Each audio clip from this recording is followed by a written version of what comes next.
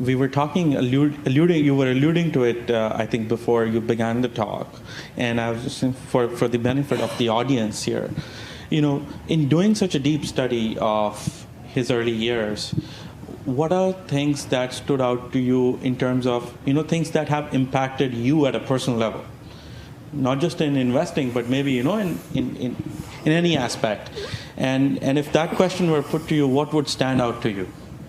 The way that Buffett went about structuring the partnership, communicating to his investors, was sort of high class from the very beginning. There was a lot of integrity, and it really shines through the letters. That would be one thing. But from a practical perspective, in terms of what really changed the way that I think about investing as a participant, would be this idea of a business as a pile of capital, right?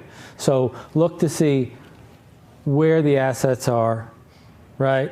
What's the sort of return that's being generated on those assets? Are they optimized, right?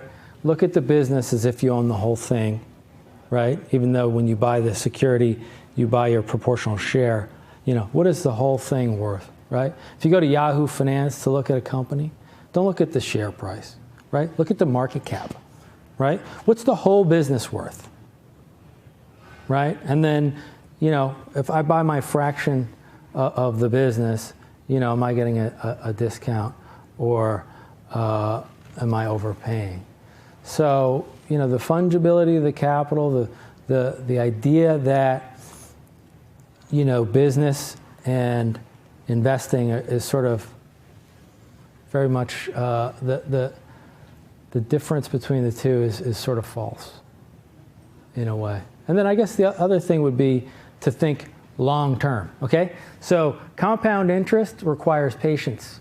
It doesn't really kick in until like 6-7 years, depending on the rate, right? But once it goes, it's the most powerful force there is. That's why Buffett used to joke that his haircuts were costing him 200 grand a piece, right? Because if he had foregone the haircut and put the money in the fund, he said 200 grand. When I did the math, I came to like 2 million. But the point's the same. I've found it